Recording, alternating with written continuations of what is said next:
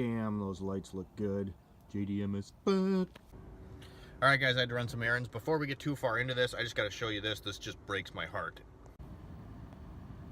It's getting kind of dark out, but there's a first gen VR4 right there. How do I know it's a VR4? I got out and looked at it. Then if you look right over there, hi Fox buddy, there's a black SL, so that one's not a VR4, but it's a second gen. But look at that thing, just sitting there. It makes me so sad, because that's exactly what I want. Hey guys, welcome to the Thursday video. I had a tool that I wanted to show you today and kind of go over with you, stuff like that. So we're gonna go in the garage and find that real quick. It's so dark in here. All right, so we're back in the shop and now we're gonna talk tools just a little bit again. Then we're gonna get back into the Mazda project. If you're new to the channel, make sure you subscribe, hit that like button, and hit the bell button so you're notified every time we upload a video. We're trying to reach 500 subscribers, so if you could help us out with that, that would be great. Anyway, let's get right into this. We're talking tools. So we're talking tools today from the one and only Harbor Freight again, and this is something I never thought I'd say. There's a couple electric tools, two, that I would recommend buying from Harbor Freight. The first one is this hacksaw here. The Harbor Freight hacksaw is about 19 bucks when it goes on sale. And what I found with this hacksaw is if you buy quality blades, this blade's just a Hercules, which is also Harbor Freight. I just bought it to cut wood for my wood stove. But if you buy quality blades, these generally work pretty good. I don't recommend using their angle grinders. I've used them, they're junk. But this saw works really good. As long as you got quality blades in there for 19 bucks, if it craps out, who cares? And if you bought the warranty, then you go get a new one anyway. We had one of these at the shop I rented that was in Fargo, and we used we abused that thing to no end. We cut endless exhaust systems with that, endless cradle bolts, all sorts of crazy stuff.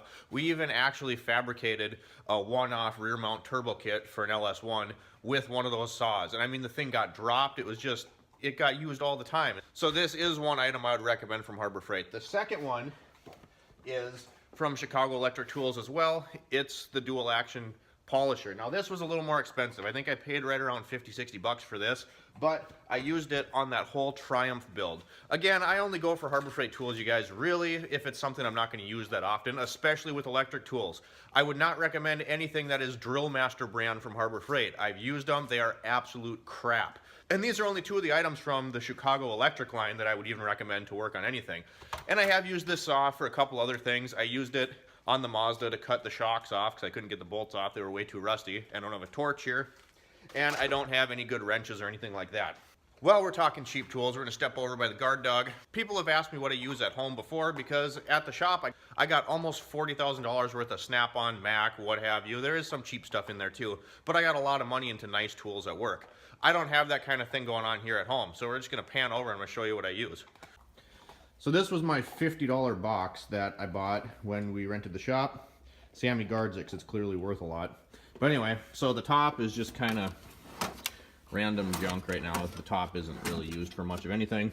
Down here, got picks. I had some more air fittings in there, but they didn't end up working, so I got rid of them. Fuses. This is the catch-all drawer for all the Chinesium wrenches, and these are about the worst wrenches you're ever going to use, because most of these guys, like I said, are all knockoff brands, and they're either too short to get any decent leverage, or the ends open up. Bye-bye knuckles. We got hammers and bodywork set in there. Pipe wrench, another hammer, staple, all my catch-all sockets and extensions. We got some T-handled Allen wrenches, a parts tray, and an air chuck and a mallet. All right next to the wood stove. If you haven't seen the wood stove before, this is how I heat my garage. I actually made this myself out of a brake clean drum from work, and it works quite well. I used it all winter. Right, Sammy? That's why your bed's right there, because you like it. Anyway, so yeah, I just wanted to tell you guys about another tool that is from Harbor Freight that's fairly inexpensive, and if you're not going to be using it every day, these two items actually ended up to be really good deals for me. Like I said, 19 bucks for that saw. Even if it crapped out in a month, I'd be happy with it. I've had that for about 6 months, and I'm not nice to it, and the thing has held up great, so I really like it.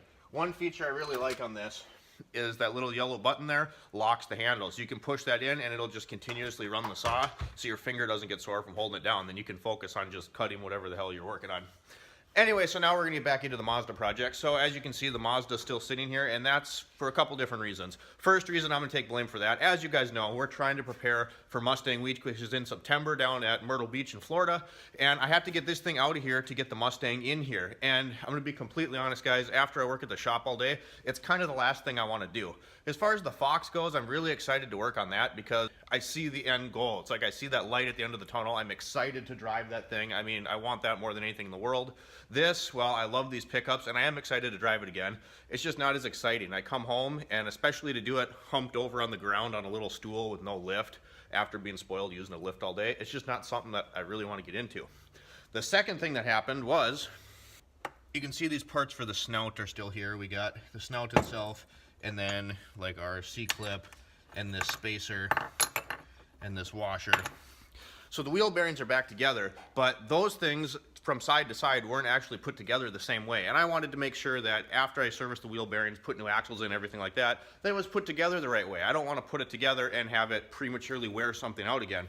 And this is the first time this manual's actually failed me. So this manual is made for the Mazda dealers, and it's just super old. This one's really beat up. They're quite expensive, but it's got almost all the specs you could imagine and wiring diagrams for these trucks in there. So I went in to look for an exploded diagram of the front hub assembly and the wheel bearing, and there wasn't one in here. I looked everywhere, I looked online, and I couldn't find any answers.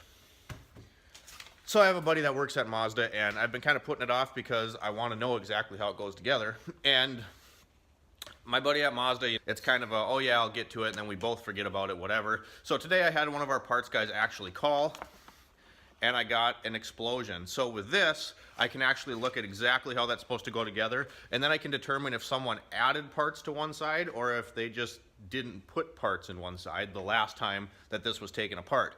And I do think it was taken apart fairly recently because the grease on one side was blue still, so I'd assume there was some sort of failure, and they tried to diagnosed it, whatever, replaced some parts. The other side, the grease was pretty old. So now that I have that, we're gonna try to wrap this thing up. I really want this thing to be out of here.